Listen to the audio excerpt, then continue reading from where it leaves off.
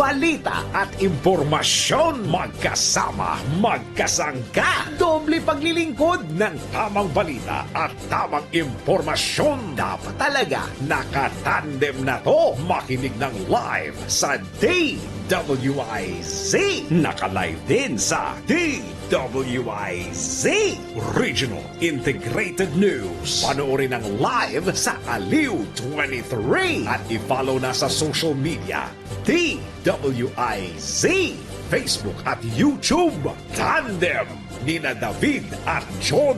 David Oro at John Ibanez. Magkakambal na pagseserbisyo sa bayan. Hatid ang mga balita na bagong-bago. Hindi OA. Diretsahang pagbibigay ng kailangang impormasyon sa bayan. Tandem nina David at John. Hatid ng nagbabalita ng tama. Naglilingkod ng tama. DWIZ.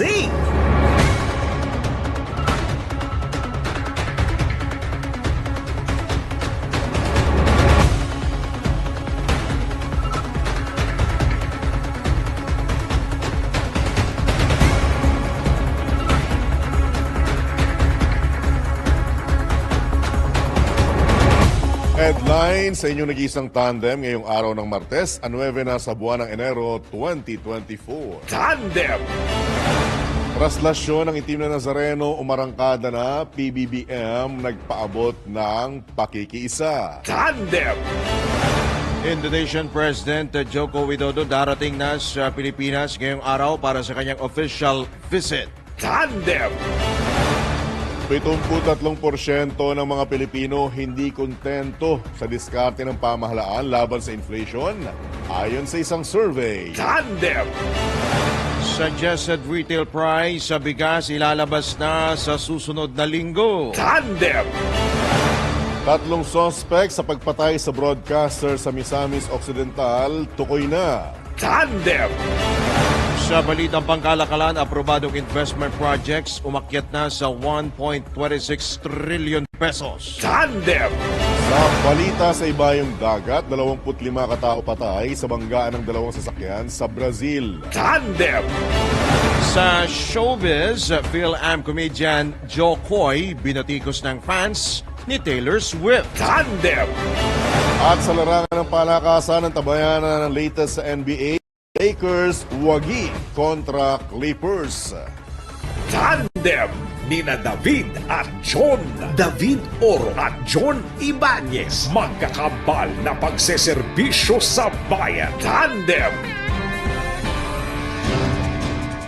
Magandang umaga, Luzon, Visayas, Mindanao, Pilipinas. Kami po ang inyong mga tagapaghatid balita, John Ibanez. Sa ngalan ni David Oro Drunasino. Tandem.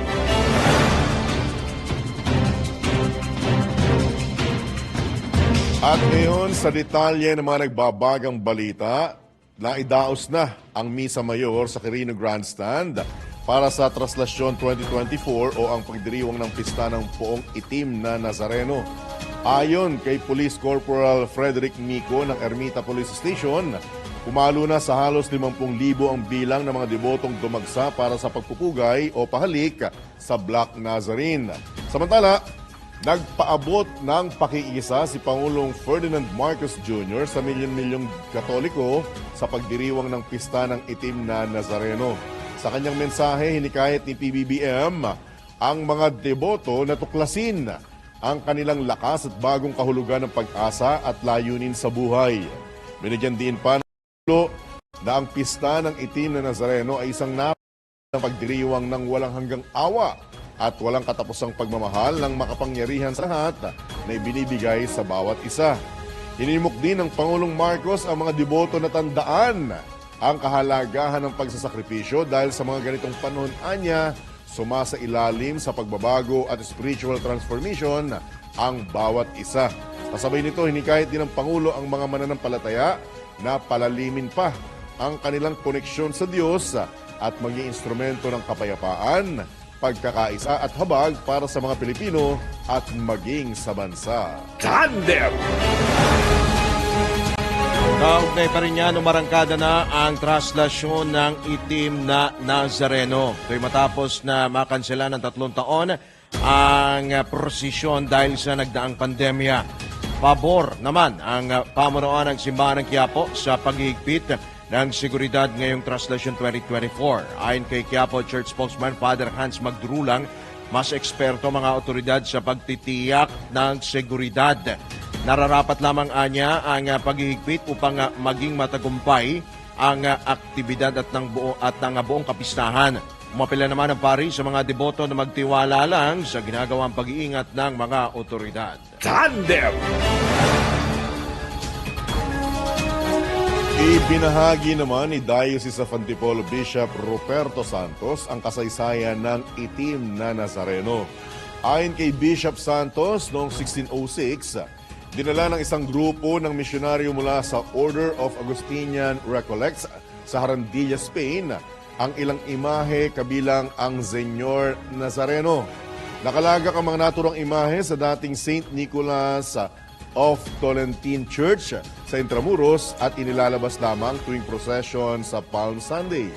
Nang dumami ang mga deboto ng Senyor Nazareno, gumawa ulit ang mga misyonaryo ng replika nito sa Mexico at tinawag itong Nazareno ng mga mahihirap dahil para ito sa lahat. Habang isa naman, Nazareno ng mayayaman dahil mga matataas na opisyal lamang ang maaaring lumapit at humawak dito. Noong 1787, ipinag-utos naman ni Manila Archbishop Basilio Sancho Rufina na ilipat ang Nazareno ng mahihirap sa St. John the Baptist Church sa Quiapo. Dagdag pa ni Bishop Santos, nasira ang Nazareno ng mayayaman noong ikalawang digmaang pandaigdig sa Battle of Manila, ngunit nanatiling ligtas ang Nazareno ng mahihirap sa mga digmaan, lindol at maging sa sunog, kaya't ikinukonsidera itong milagroso. Tandem! Pinahihintulutan naman ng Light Rail Transit Authority ang mga nakayapak na deboto na sumakay sa Line 2 bilang pakikiisa sa pista ng itim na Nazareno. Ipinalawanag ng LRTA na ang naturang inisyatibo ay bilang pagkilala nila sa kultura at relihiyon at matiyak ang maayos na biyahe ng lahat ng mga pasahero. Mananatili naman ang normal operasyon ng LRT Line 2 ngayong araw. Tandem!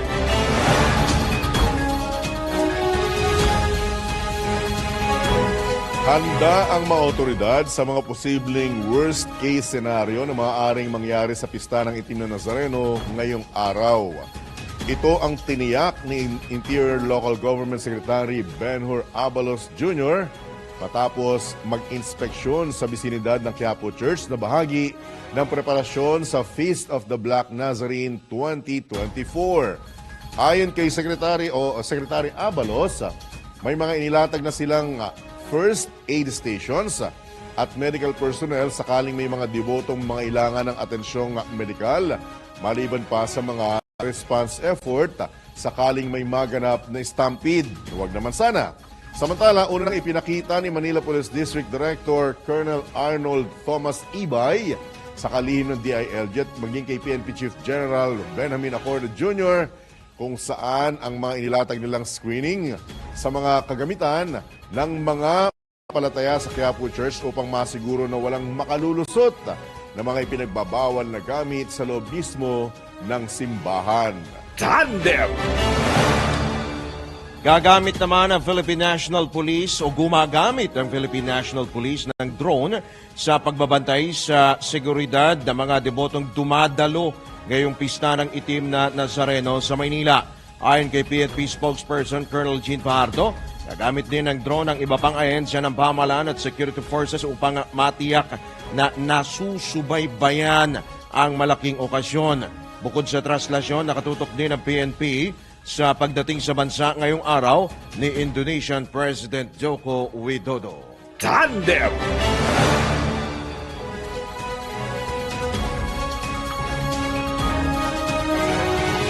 Nagpatupad naman ang signal jamming sa ilang bahagi ng Manila ngayong Traslasyon 2024. Ayon kay Interior and Local Government Secretary Benhur Abalos Jr., karaniwang hinaharang ang signal ng cellphone para matiyak ang seguridad ng milyon-milyong deboto na dumadalo sa pista ng itim na Nazareno.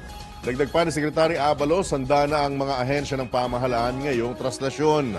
Kaugnay nito, inaasahang aabot sa 2 milyon mga debotong dadalo o dumadalo sa pista ng itim na Nazareno. Tandem! Ilang mga patalim at bala naman ang nakumpiska ng Office for Transportation Security o OTS sa ilang mga nagsisimba diyan huyan sa Quiapo Church. Ayon kay OTS Supervisor Apol Anterola, kanilang na-recover mula sa ilang deboto ang 8 kutsilyo at 4 na bala. Kabilang niya sa kanilang mga nakumpiska rin, mga balisong, mga card knife, kutsilyo at meron ding baton.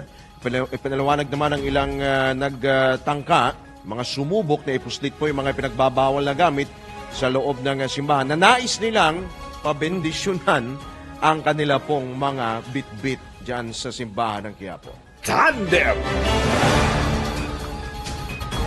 Lalo na katira na. Samantala, ibinahagi ng ilang deboto ang kanilang dalangin sa itim na Nazareno. Si Ginang Concepcion Libong na mag-isa lang pumunta sa pahalik ng itim na Nazareno sa Quirino Grandstand, naging emosyonal nang mapalapit o makalapit siya sa mismong imahe. Dalangin ni Ginang Libong, maging maganda ang mundo, yan pa ng mahabang buhay ang mga deboto ng Black Nazarene. Si Ginang Susana de Guzman Avila, ikinuwento naman ang paggaling ng kanyang dibdib na mayroong malubhang sugat noon matapos siyang lumapit sa itim na Nazareno. Ayon naman kay Ginoong Jesus Solis, nailigtas siya ng itim na Nazareno sa muntikang pagkabulag nang tumama ang piraso ng bakal na kanyang hinihintay niyang trabaho. Dalangin naman ni Ginang Elvira Garing na muling makalakad matapos ma-stroke noong nakaraang taon. Pangako rin ni Ginang Garing na hanggat nabubuhay siya, patuloy siyang magiging deboto ng Nazareno. Tandem! Namamanata naman ang ilang deboto ng itim na Nazareno sa pamamagitan ng pakaridad, yung pamimigay ho ng pagkain sa mga kapwa deboto. Si Ginang Rosa Hilario na may-ari ng isang karinderya na famous sotanghon sa Quiapo, naganda ng 1,000 mangkok ng sotanghon para sa mga deboto ngayong pong traslasyon. Yan, ang kanya hong pakaridad. Ayon kay Ginang Hilario, marami siyang natanggap na biyaya sa pamimigay ng pagkain sa kapwa deboto tuwing traslasyon. Tulad ng napaaral niya sa private school ang kanyang mga anak at nakabili siya ng kanilang bahay at lupa. Galing naman sa 13th month pay ni Ginoong Roman Gomez, gastos niya para bilhin ang pinamimigay niyang rosaryo at panyo ng Nazareno. Kinuwento din ni Gomez na 13 taon na niya itong panata matapos gumaling ang kanyang anak sa sakit na bronchopneumonia. Tandem!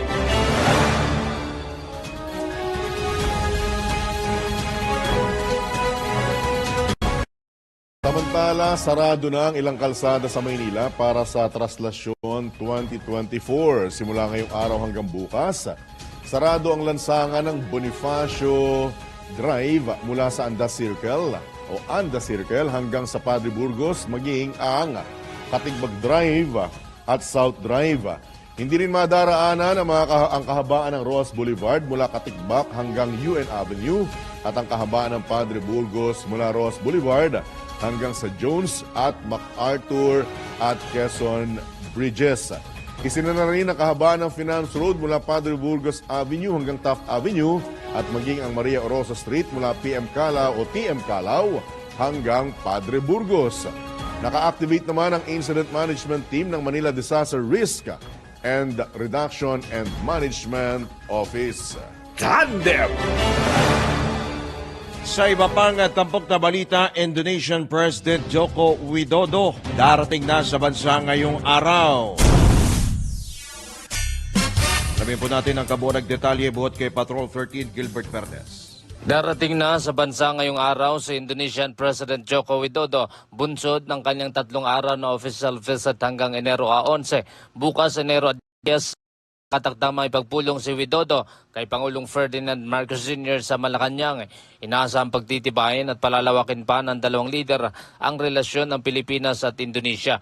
Ang official visit ni Widodo sa Pilipinas ay magaganap sa harap na rin ng nakatagdang pagdiriwang ng ika-75 anibersaryo ng diplomatikong relasyon ng dalawang bansa sa Nobyembre ngayong taon.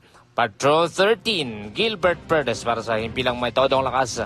DWIZ nagbabalita ng tama, naglilingkod ng tama. Tandem! Samantala, pagdedeklara sa Quiapo bilang Heritage Zone, muling ipinanawagan ng isang mambabatas. Detalye mula kay Patrol 11, Tina Nolasco. Kasabay ng pagdiriwang ng pista ng Itim na Nazareno ngayong araw, muling inapelaan ni Manila 3rd District Representative Joel Chua na ideklara ang Quiapo bilang Heritage Zone. Bukod pa rito, nananawagan din ng multi-sectoral support ang kongresista para gawing UNESCO Heritage Site ang Quiapo. Pati na rin para sa karagdagang pondo upang mapanatili ang mga heritage house, makasaysayang struktura sa Quiapo at iba pang kalapit na arkitektura. Kabilang na dyan ang San Sebastian Church, laban sa mga sakuna gaya ng lindol, pagbaha at air pollution. Umasasa ang mambabatas na magiging maayos na matitirahan, magandang lakaran, matao at ligtas na interfaith residential commercial district ang Quiapo na may mga responsableng residente at negosyante. Ito si Patrol 11, Tina Nolasco para sa Himpilang May Todong Lakas, DWIZ. Ng tama, naglilingkod. Tandem! Samantala, ang gobyerno pinaghihinay-hinay sa paghusga kung sino ang dapat sisihin sa naranasang power outage sa Panay Island. Sino ba dapat? Patrol 19, Celi Ortega Bueno. Huwag daw munang magpadalos-dalos ang pamahalaan sa paghusga sa kung sino talaga ang may kasalanan at dapat managuad sa naganap na malawakang blackout sa Panay Island. Ito ang naging panawagan ni Senator Chis Escudero makaraang sisihin ng Pangulo ang National Grid Corporation of the Philippines o NGCP at sinabing ito ang may kasalanan sa naganap na power outage sa Panay Island dahil bigo itong maagapan ang pag-collapse ng power transmission system na nakaapekto sa maraming negosyo at naglagay sa panganib sa healthcare ng rehiyon. Ayon kay Escudero, posibleng hindi na brief ng maayos at kumpletong hindi nabigyan ng kumpletong impormasyon ng Pangulo, kaya nasisi nito ay ang NGCP. Paliwanag ng Senador, hindi pa masabing NGCP talaga ang pangunahing may kasalanan sa nangyaring brownout sa rehiyon dahil malaking katanungan ngayon ay bakit kinapos ng kuryente at nakaka-power outage ang lalawigan o ilang lalawigan sa Western Visayas. Iginit pa ni Escudero na ang NGCP ay isang transmission company na naghahatid ng supply ng kuryente mula sa generating company at pinamamahagi naman ng mga distribution utilities sa mga kabahayan at mga establishment. Dapat muna alamin kung may nag-shutdown ng planta na hindi na ipaalam o hindi nakaschedule dahil kananiwan ng ipinababatid muna ng mga generating companies na magsasagwa sila ng maintenance shutdown na sila para mapaghandaan ng NGCP at ng mga distribution utilities.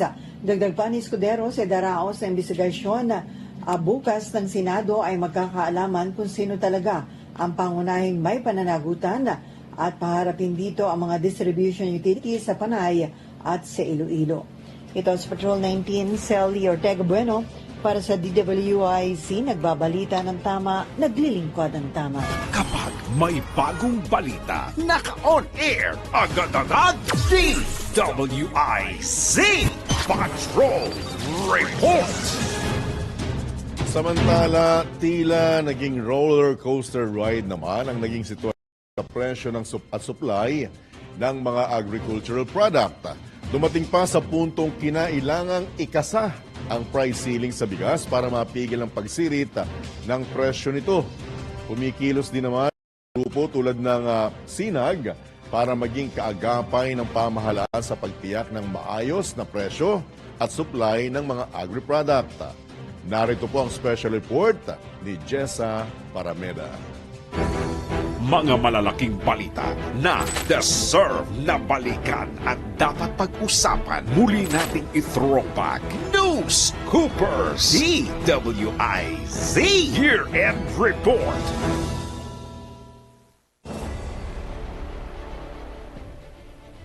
Mahalaga ang pagkain lalo't ito ang pangunahing kailangan ng bawat tao at hindi tayo marahil mabubuhay kung laging walang laman ng ating tiyan. Pero sino ba naman ang matutuwa sa tila hindi maawat na pagsirit ng presyo ng pagkain?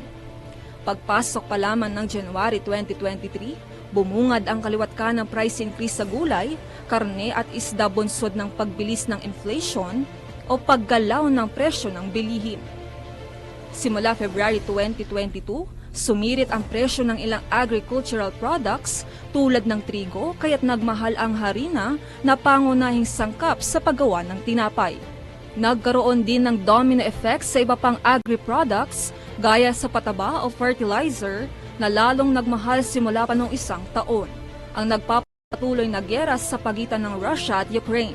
Ito ay dahil ang Russia at Ukraine ay kabilang sa mga nangungunang producer ng fertilizer na mahalagang sangkap upang maging maganda ang ani ng mga magsasaka. Ayon kay Samahang Industriya ng Agrikultura o SINAG Chairman Rosendo So, hanggat mataas ang presyo ng fertilizer, ay tiyak na magmamahal ang palay at iba pang agri-products. Pakinggan natin ang pahayag ni SINAG Chairman Rosendo So. Cars down, 6,600 pesos. Okay. Makatulong sana ito dun sa next cropping natin na bumaba yung presyo ng palay. Okay. And ito is up to now hindi pa binibigay. Kung hindi may bigay ito is hindi na magamit dito sa cropping na ito. And tataas ulit yung presyo ng Oo. siyempre automatic yan. Pag tumaas yung palay, tataas ulit yung bigas. So yun ang nakikita natin. Itinuro ring dahilan ni Federation of Free Farmers Cooperative Incorporated at dating Agriculture Secretary Leonardo Montemayor ang Rice Tariffication Law o RTL, kaya't nagmahal pa ang presyo ng bigas. Sa ilalim anya ng RTL, tinanggalan ng kapangyarihan ang National Food Authority na mag-angkat ng bigas. Samantala, bagaman noong December 2022 ay umalagwa sa 700 hanggang 800 pesos ang presyo ng kada kilo ng pulang sibuyas. Hindi pa pala tatapos ang kalbaryo ng karaniwang Juan de la Cruz dahil nananatili itong mahal hanggang sa unang bahagi ng 2023. Ayon sa Department of Agriculture, kinailangan mag-angkat ng sibuyas upang mapababa ang lokal na presyo nito. Pinado naman ni Pangulong Bongbong Marcos na nagsilbing Agriculture Secretary na sadyang kailangang mag-import upang patatagin ang supply partikular ng palay, sibuyas, asukal at ilan pang agri-products at punan ang lumalaking demand sa pagkain ng mga Pinoy. Gayunman nilinaw ni PBBM na hindi ito ang pangmatagalang solusyon upang makamit ang pagiging supisyente sa pagkain, lalo ng bigas. Kabilang naman sa mga inilatag na solusyon ng Pangulo ang pagpapatuloy ng Kadiwa program sa buong bansa. Sa ilalim ng programa, maglalagay ng Kadiwa Center sa iba't ibang panig ng Pilipinas kung saan mabibili ang mga murang agricultural products. Maliban sa bigas, nagmahal din ang karneng baboy, manok, isda at gulay, itlog, lalo nitong katatapos lamang na Christmas season. Ito ayon sa Philippine Egg Board Association ay dahil sa tumataas na demand pero kumakaunting supply dulot ng bird flu outbreak sa poultry industry at African swine fever sa hog industry ng bansa. Nito lamang Desyembre 12 na aprubahan sa ikatlot huling pagbasa sa Senado ang bersyon nito na Senate Bill 2432. Ang naturang panukala ay sinertipikang urgent ni Pangulong Marcos bilang bahagi ng solusyon ng gobyerno upang patatagin ang food supply, partikular ng bigas. Nobyembre 3 naman ng tuluyan ng magtalaga si PBBM ng isang full-fledged agriculture secretary sa katauhan ng negosyanteng si Francisco Chu Laurel Jr. Si Laurel ang humalili kay Pangulong Marcos na mahigit isang taong nagsilbing kalihim ng DA. Kumpiyansa naman si PBBM sa kakayahan ni Chu dahil nagmula ito sa fishing sector bilang may-ari ng isa sa pinakamalaking fishing corporation sa bansa. Para sa News Scoopers DWIZ Year-End Report, ako si Jessa Barameda, nagbabalita ng tama, naglilingkod ng tama. This special is presented by Pagcor, also brought to you by PhilHealth, PCSO, hindi umuurong sa pagtulong, at Herbalaya. Herbalaya, amoy nakaaya-aya, sa bawat pahid ay ginhawa. Tandem nina David at John. David Oro at John Ibanez. Magkakambal na pagseserbisyo sa bayan. Tandem. Sa oras na 10 minuto na lamang, alas 7 na ng umaga, muli tayong tumanggap ng mga pag-uulat mula sa labas ng himpilan. So, maraming matutuwa rito. Pangulong Marcos nagdeklara ng special non-working day sa ilang lugar sa bansa. Alamin natin kung saan yan mula sa report ni Patrol 13, Gilbert Perdes. Nagdeklara si Pangulong Ferdinand Marcos Sr. ng Special Non-Working Day sa magkahiwalay na petsa sa ilang lugar sa bansa. Batay sa proklamasyon na nilagdaan ni Executive Secretary Lucas Bersamin, idineklara ni PBBM bilang Special Non-Working Day ang Enero 18 sa Santa Rosa City sa Laguna para sa founding anniversary ng lungsod. Naglabas din ng kaparehong deklarasyon si Pangulong Marcos sa January 19 sa Tarlac City para naman sa Kaisa Festival. Samantala, Special Non-Working Day rin sa Pebrero 1 sa lalawigan ng Camarines Norte para naman sa Jose Maria Panganiban Day at Pebrero 16 sa Negros Oriental para naman sa Taw-Taw Festival. Patrol 13, Gilbert Perdes para sa Himpilang May Todong Lakas. DWIZ, nagbabalita ng tama, naglilingkod ng tama. Tandem. Samantala, balitang panunuhol sa pangangalap ng pirma para sa isinusulong na People's Initiative para sa Chacha, binatikos ni Senador Amy Marcos.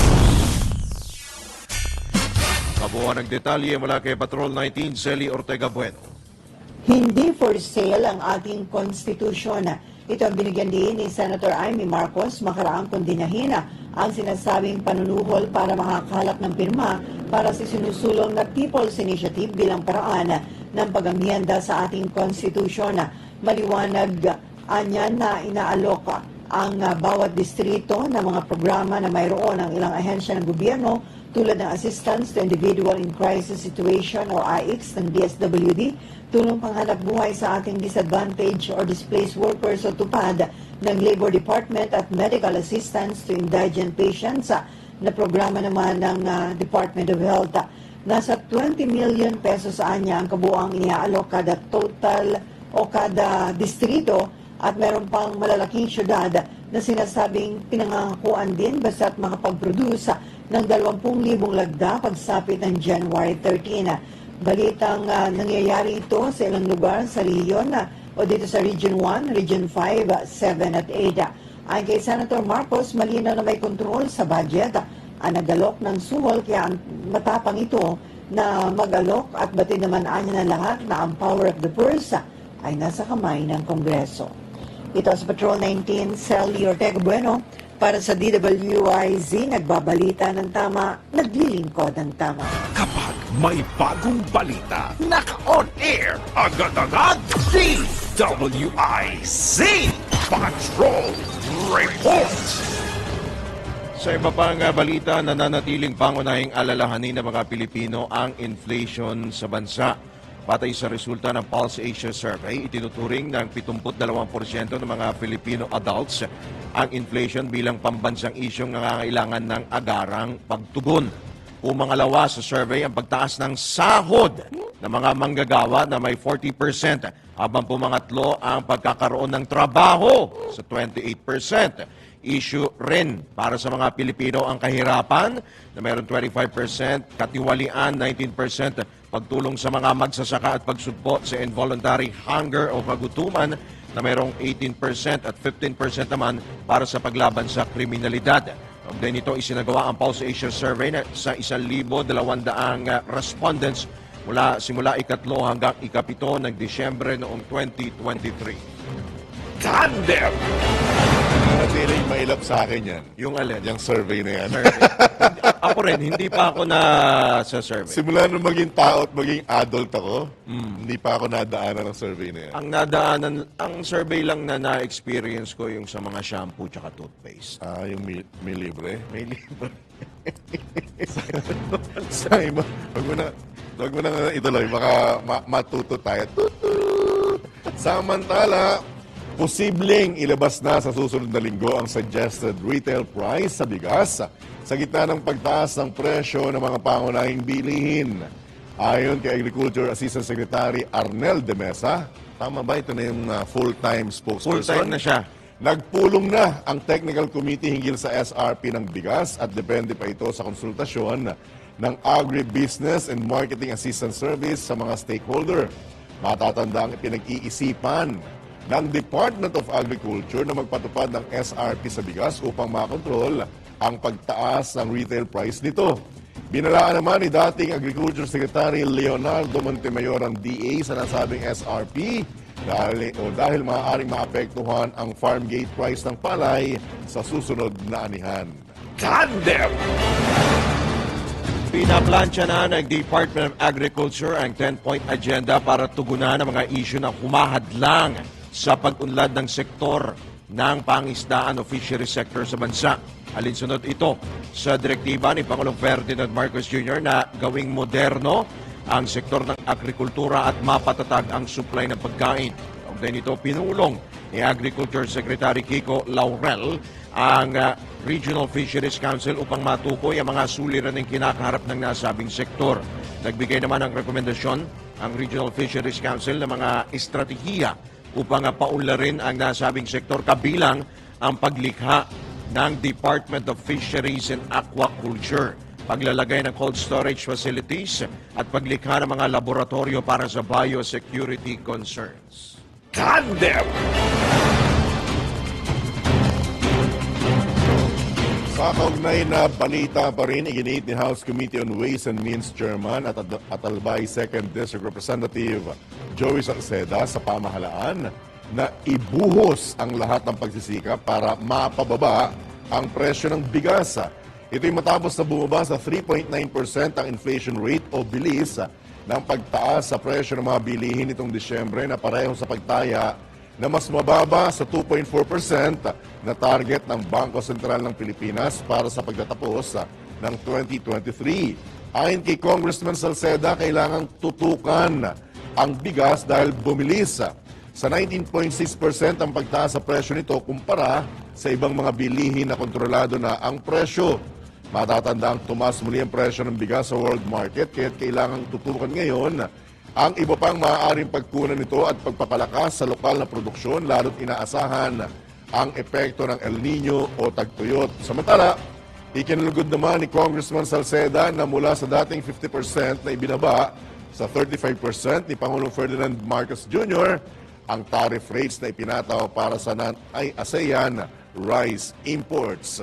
Tandem! Samantala, bumaba ang presyo ng repolyo sa Dalaguete, Cebu. Ayon sa Department of Agriculture, bumaba ng 5 pesos hanggang 11 pesos ang benta ng repolyo mula sa 18 hanggang 26 pesos. Ipinalawanag naman ni Agriculture Assistant Secretary Arnel de Mesa na ito'y dahil sa paglobo ng supply ng repolyo sa Dalaguete na aabot na sa hanggang 38,000 metrikong tonelada bunsod ng magandang panahon.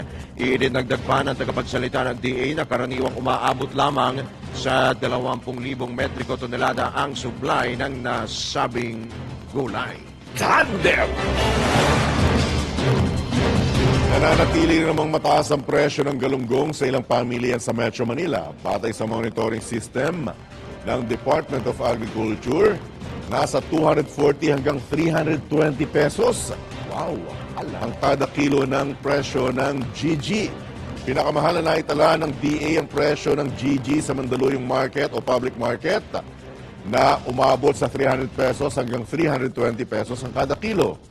Na-monitor din ng DA na mula sa 26 na palengke sa Metro Manila, 15 palengke ang hindi nagbebenta ng GG. Ayon sa ilang nagtitinda ng GG sa Muñoz Market, mataas pa rin ang singil sa isda ng kanilang mga supplier na nasa 200 hanggang 200 pesos ang kada kilo. Tandem! Oras, 1 minuto na lamang, alas 7 na ng umaga. Tandem! Nina David at John.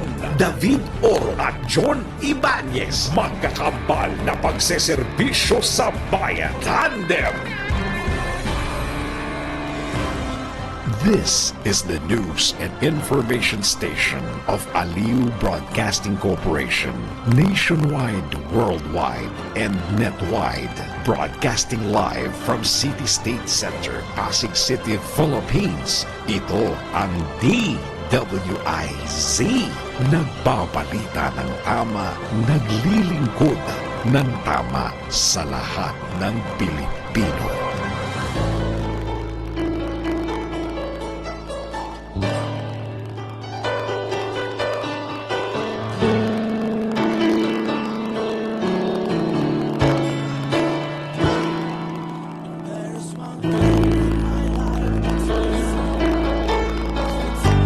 Sa oras pong alas 7 na ng umaga, narito po ang napakaganda or good reminder mula po sa aming nag-iisang boss, D. Edgard A. Cabangon.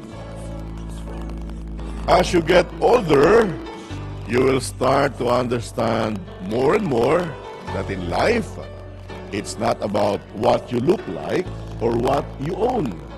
It's all about the person that you've become. Think good, thank God, thank God. Have a great day ahead and God bless you. Yan po ang napakasimple pero napakagandang paalala mula sa aming nag-iisang boss, D. Edgard A. Cabangon ng Aliu Broadcasting Corporation.